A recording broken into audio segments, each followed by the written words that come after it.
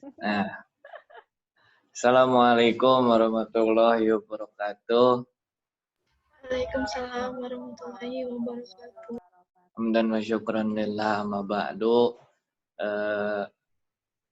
Perkenalkan kami dari kelompok 10 yang beranggotakan ya saya sendiri ya, Naufal Ridatul Irfan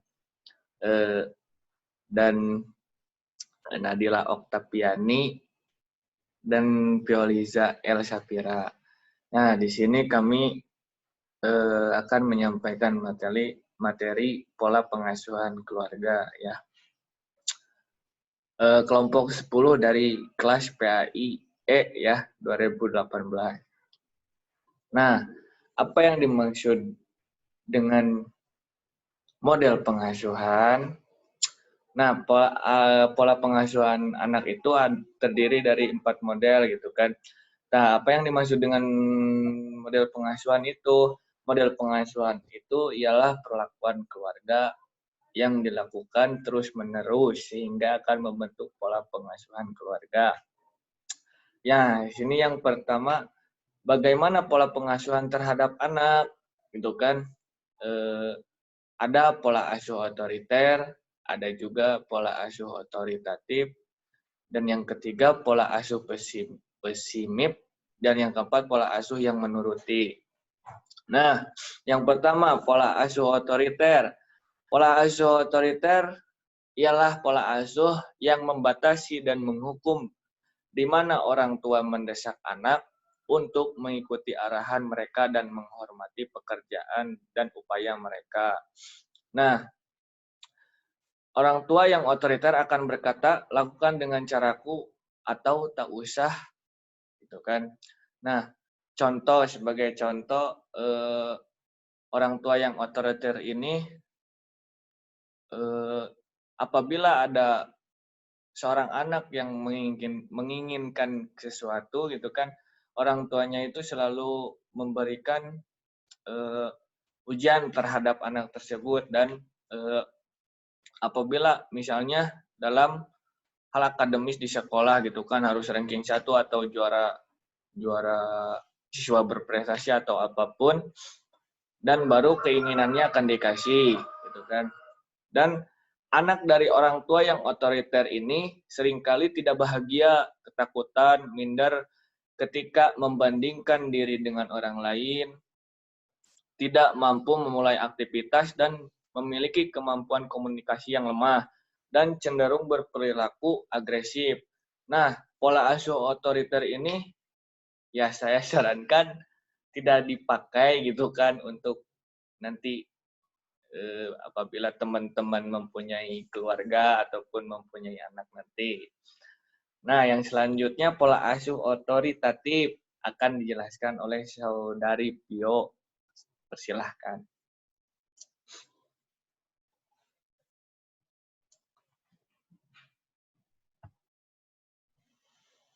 Pio, mutena.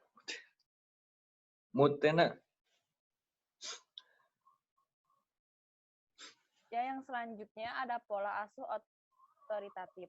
Ditandai dengan adanya pengakuan orang tua terhadap kemampuan anak. Anak diberi kesempatan untuk tidak selalu tergantung kepada orang tua, sedikit memberi kebebasan kepada anak untuk memilih apa yang terbaik bagi dirinya. Orang tua yang otoritatif akan berkata, kamu tahu, kamu tak seharusnya melakukan hal itu. Mari kita bicarakan bagaimana kita bisa menangani situasi tersebut lebih baik lagi. Anak yang memiliki orang tua yang otoritatif seringkali ceria, bisa mengendalikan diri dan mandiri, dan berorientasi pada prestasi. Nah, ini bisa dijadikan pola asuh untuk orang tua di luar sana yang memakai pola asuh otoritatif untuk bisa memilih yang terbaik untuk anaknya. Yang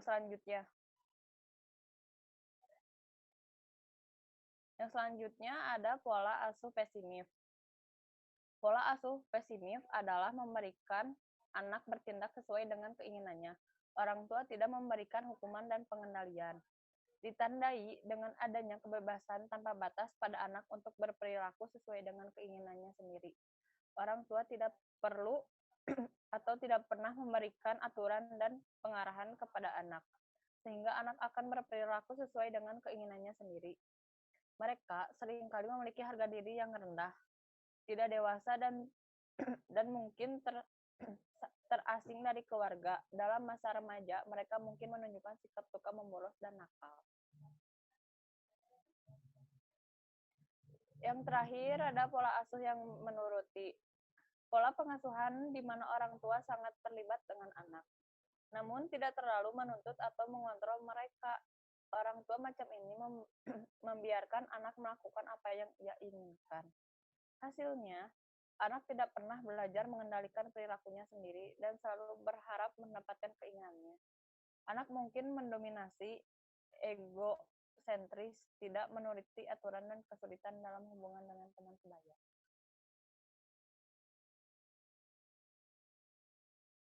Nah, yang selanjutnya ada yang tadi itu pola asuh menurut pemikiran Barat ya, menurut perspektif pemikiran dan ilmu Barat.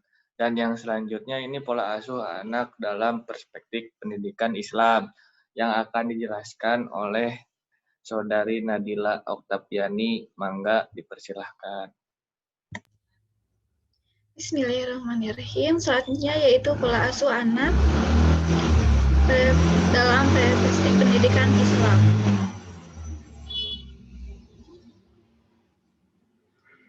Orang tua dalam mengasuh dan mendidik anak seringkali tidak diimbangi dengan pengetahuan tentang bagaimana mendidik anak yang dicontohkan oleh Rasulullah SAW. Akibatnya, kurang pengetahuan tersebut, mereka lupa akan tanggung jawab sebagai orang tua dan mendidik pun dengan pola yang tidak dibenarkan dalam Islam. Fenomena kesalahan mengenai pola asuh anak ini sering sekali terjadi seperti dengan kekerasan fisik, mental, terlalu bebas, dan sebagainya. Menurut Jalaluddin, anak yang soleh tidak dilahirkan secara alami. Mereka memerlukan bimbingan dan pembinaan yang terarah dan terprogram secara berkesinambungan.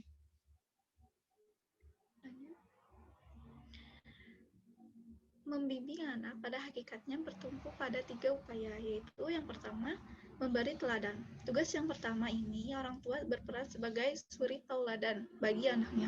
Sebelum menjadi teladan, orang tua hendaknya memahami dan mengamalkan terlebih dahulu sikap yang dicontohkan oleh Rasulullah SAW. Pengalaman terhadap ajaran agama oleh orang tua secara tidak langsung telah memberikan pendidikan yang baik, terutama akhlak. Orang tua harus mendidik anaknya dengan akhlak mulia. Akhlak yang berkaitan dengan kholik, Allah SWT yang berbeda dengan moral. Artinya erat kaitannya dengan penghambaan diri atau ibadah kepada Allah SWT. Yang kedua, memelihara anak. Tanggung jawab ini fokus pada pemeliharaan fisik melalui makanan, minuman, dan pengembangan potensi anak. Makanan dan minuman harus menjadi perhatian orang tua karena untuk kelancaran pertumbuhan anak. Menurut Jalaluddin, makanan dan minuman seyogyanya memenuhi persyaratan halal dan thayyib. Baik, halal dari segi mencari, mendapatkan seperti berdagang, menjadi guru. Thayyib dari segi kandungan gizinya seperti nasi, daging, jagung, susu, tempe, tahu yang dikenal dengan makanan 4 sehat 5 sempurna. Makanan dan minuman yang halal dan thayyib agar diperhatikan dan sebagai syarat pokok dalam pertumbuhan dan perkembangan anak. Sebagaimana Allah Subhanahu wa Ta'ala yang berfirman dalam Quran surat Al-Baqarah ayat 60. Makanlah dan minumlah rezeki yang diberikan Allah dan janganlah berkeliaran di muka bumi ini dengan berbuat kerusakan. Makanan dan minuman ikut mempengaruhi kepribadian anak, terutama pembentukan akhlak. Ironis, saat ini para orang tua mencari rezeki melalui proses yang tidak dibenarkan dalam Islam, seperti korupsi, padahal anak merupakan anugerah terbaik dari Allah Subhanahu wa Ta'ala yang harus dijaga dan dipelihara sebaik mungkin. Yang ketiga yaitu membiasakan anak dengan perintah agama. Tugas ini fokus pada pembiasaan aturan agama kepada anak. Aturan agama yang berkaitan dengan syariat dan sistem nilai dalam bermasyarakat. perintah agama haruslah dilakukan oleh orang tua melalui proses pelatihan atau pembiasaan. Pembiasaan tersebut berkaitan dengan akhlak baik kepada Allah, kedua orang tua, dan orang lain. Lanjut. Nah, dan salah satu kewajiban orang tua yang lainnya adalah menanamkan kasih sayang, ketentraman, dan ketenangan di dalam rumah. Dalam Quran Surat Ar-Rum ayat 21 yang artinya, di antara tanda-tanda kekuasaannya ialah bahwa ia menciptakan untuk kalian istri-istri dari jenis kalian sendiri agar kalian merasa tentram dengan mereka dijadikannya di antara kalian rasa kasih dan sayang. Hubungan antara suami dan istri atau kedua orang tua adalah hubungan kasih sayang. Hubungan ini dapat menciptakan ketentraman hati, ketenangan pikiran, kebahagiaan jiwa, dan kesenangan jasmani.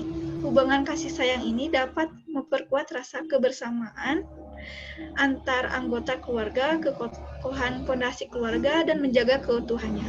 Cinta dan kasih sayang dapat menciptakan rasa saling menghormati dan saling bekerja sama, bahu-membahu dalam menyelesaikan setiap problem yang dapat menghadang perjalanan hidup mereka. Hal ini sangat berperan dan menciptakan keseimbangan mental anak. Dah? Ya mungkin itu saja ya dari kelompok 10. Yang jadi intinya dalam pola pengasuhan anak ini, ambillah yang tidak buruk terhadap anak dan selalu baik terhadap anak lah, inti nama. Ya, kami dari kelompok 10 mohon undur diri. Apabila banyak kesalahan, mohon dimaafkan. Undur mankola waratang dur mankola. Assalamualaikum warahmatullahi wabarakatuh.